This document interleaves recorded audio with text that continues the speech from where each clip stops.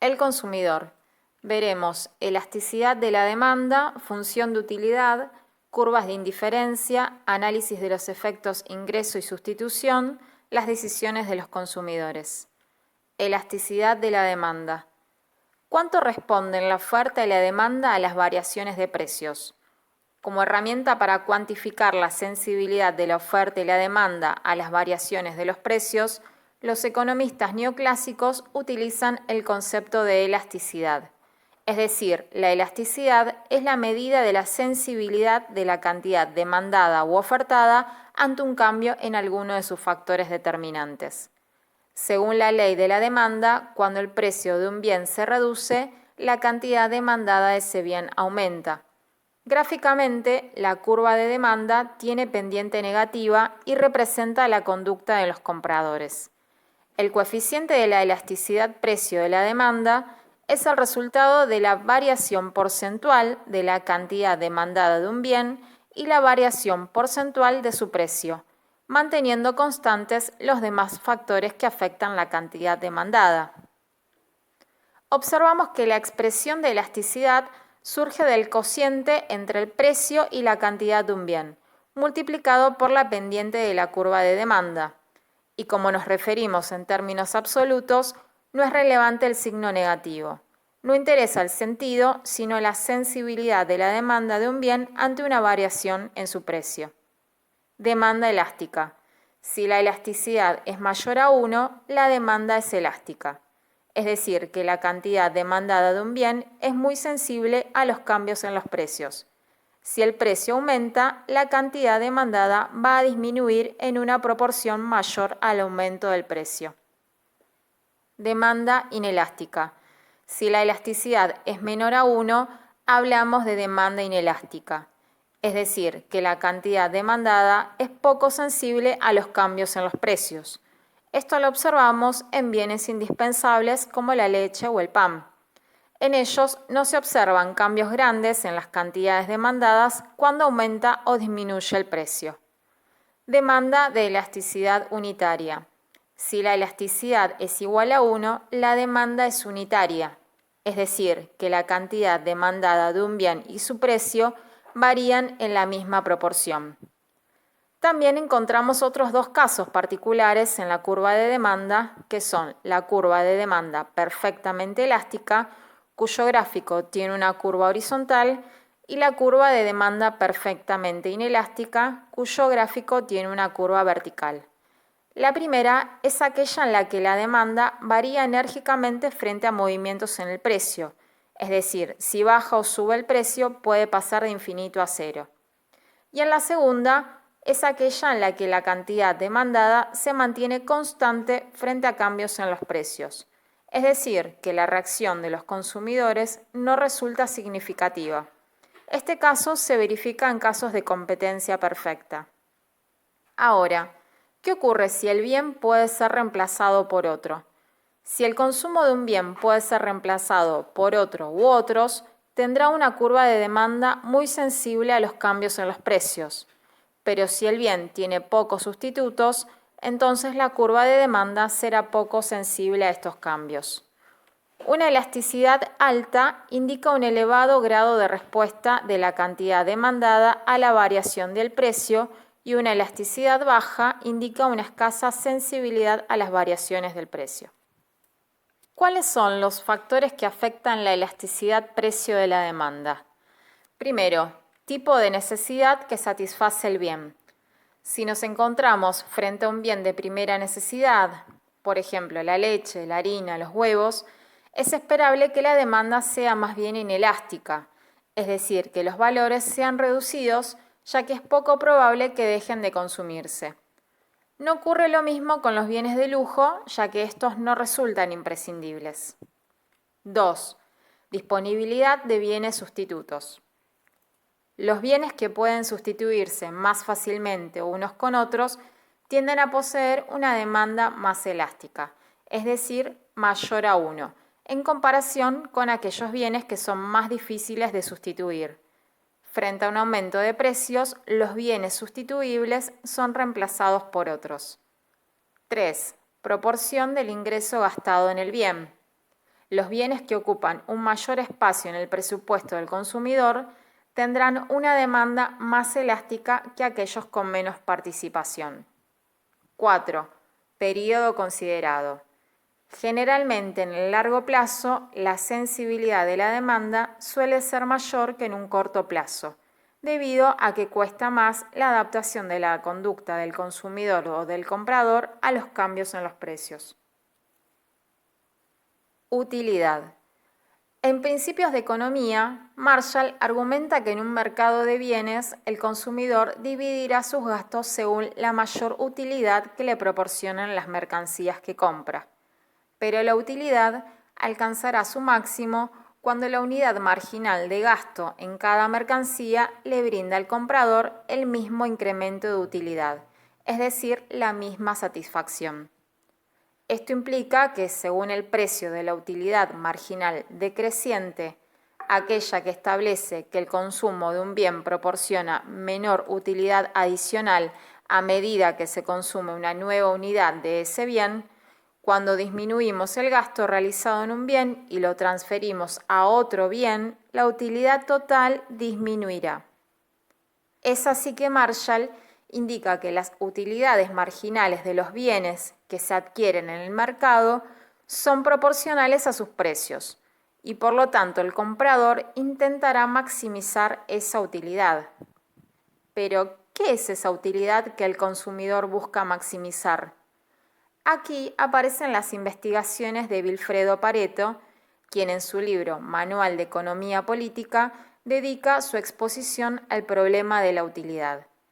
A diferencia de Marshall, Pareto no observó solo la demanda de una sola mercancía, sino que estudió las mercancías relacionadas con las curvas de indiferencia, que son aquellas que marcan las diferentes combinaciones entre bienes que le reportan la misma satisfacción al consumidor.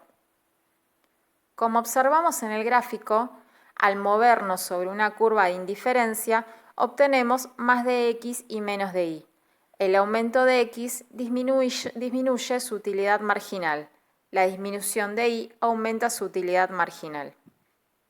Conforme la teoría de Pareto, por cada punto de la línea LM pasará una curva de indiferencia, pero solo se alcanzará el máximo cuando la línea LM sea tangente a una curva de indiferencia. Y aquí las diferencias.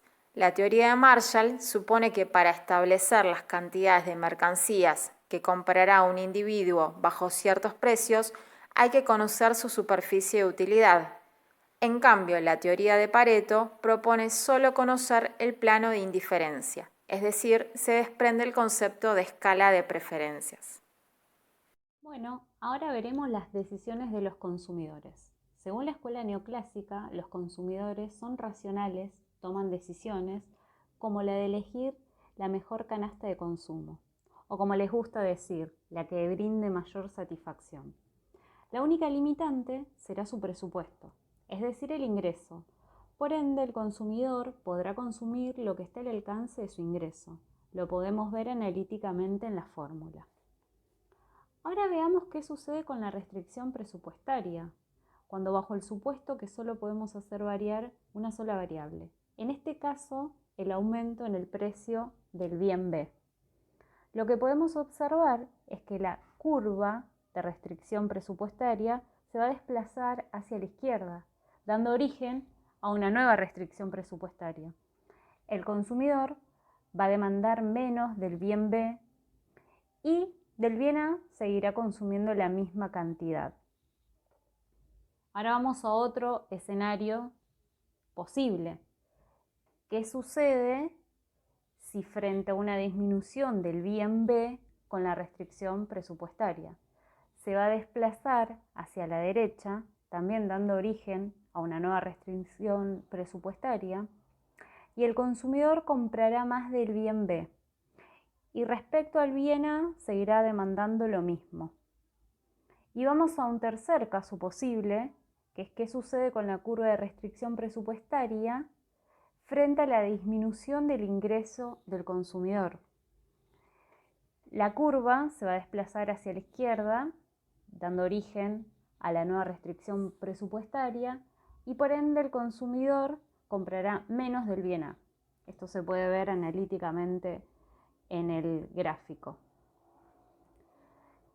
Dicho todo esto, llegamos a la conclusión de que el consumidor hace la relación precio versus ingresos y de ahí define cuánto va a consumir.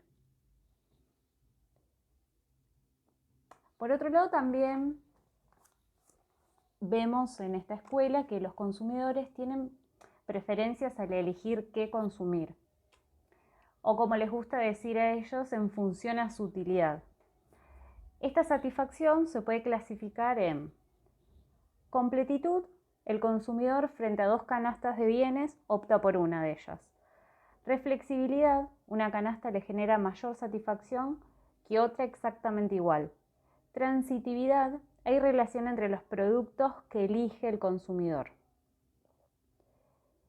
Estas preferencias las podemos ver en una representación gráfica que serían a través de las curvas de indiferencia. ¿Qué son estas? Es la sumatoria de todas las canastas que brindan al consumidor igual satisfacción. En fin, esto fue teoría del consumidor. Somos los alumnos de turno noche de la Universidad de Lanús de la carrera Economía Política. Gracias. A continuación analizaremos el comportamiento del consumidor a partir del análisis del efecto precio o curva de demanda. El efecto precio es provocado por una alteración en las cantidades demandadas de un bien a partir del cambio en el precio de ese bien. Teniendo en cuenta que la variable del ingreso en este periodo se mantiene constante, pero no así el poder adquisitivo del ingreso, ya que éste se verá afectado a raíz de una variación en los precios de los bienes. A partir del análisis del efecto precio, se desprende el efecto sustitución y el efecto ingreso. El efecto ingreso es entendido como la variación en las cantidades demandadas provocado por el aumento o la disminución del poder adquisitivo, teniendo en cuenta el aumento o la disminución del precio, lo que le permitirá al consumidor demandar una mayor o una menor cantidad de bienes. En cambio, el efecto sustitución es la variación en las cantidades demandadas a partir del cambio del precio relativo de un bien con respecto al de otro bien. El consumidor tiende a sustituir las cantidades demandadas del bien más caro por el bien que posea un precio menor. Para aplicar el efecto sustitución es necesario aislar el poder adquisitivo y solo analizar la variación de la demanda del consumidor con respecto al nuevo precio.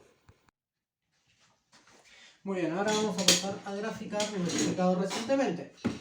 Para un ingreso dado, tenemos los bienes Y y los bienes X.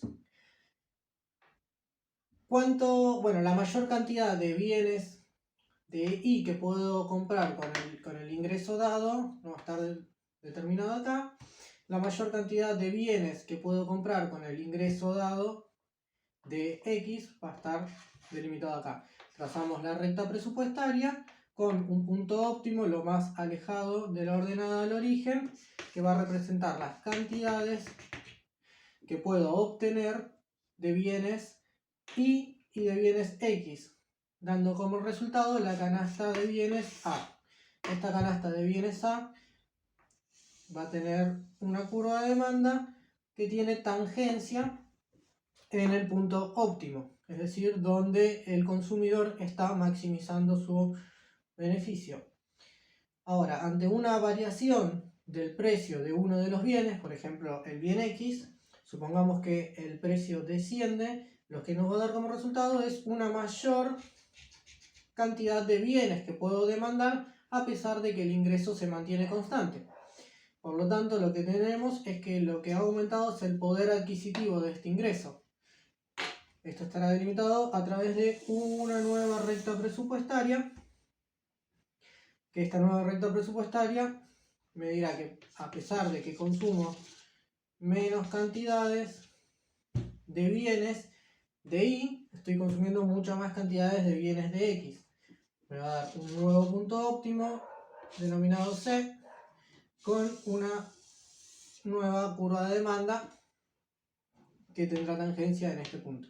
Esto nos va a decir que de A a C vamos a delimitar lo que se llama el efecto ingreso. Este efecto ingreso va a ser exactamente esto, la diferencia de A a C. Ahora bien, para el efecto sustitución tenemos que hay que restarle el poder adquisitivo al nuevo precio. Es decir, sobre esta recta presupuestaria tenemos que mantener la pendiente de la recta, pero hay que restar todo este poder adquisitivo, que es lo que ha aumentado el ingreso real con respecto al nuevo precio. Por lo tanto, trazaremos una nueva recta presupuestaria que tenga la misma pendiente que la recta presupuestaria del nuevo precio y que pase por la canasta de bienes A, que es lo mínimo que voy a poder consumir. Por lo tanto, tendremos una nueva recta presupuestaria con un nuevo punto de tangencia, porque ya en el punto A no estoy optimizando mis beneficios, no estoy llegando al punto óptimo, sino que ahora puedo consumir una nueva canasta de bienes que la voy a delimitar como B, con una nueva curva de demanda que tenga tangencia en el nuevo punto. Esto es lo que se va a llamar de A a B el efecto sustitución. Aquí con el mismo gráfico un poco más prolijo tenemos que del punto A al punto C, es decir de x1 a x2, el efecto ingreso, y del punto A al punto B, es decir de x1 a x3, el efecto sustitución.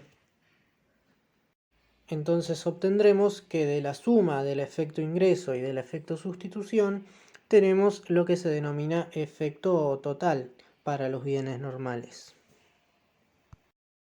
Ahora bien, en el caso de los bienes inferiores con respecto al efecto total, encontramos que estos bienes inferiores, cuando se les reduce el precio, el consumidor tiende a mostrar una reducción en la cantidad demandada. Esto se debe a que la elasticidad de ingreso de la demanda de estos bienes inferiores es negativa, es decir, se lo sustituye. Encontramos entonces que los efectos sustitución y el efecto ingreso no actúan en el mismo sentido para este tipo de bienes inferiores.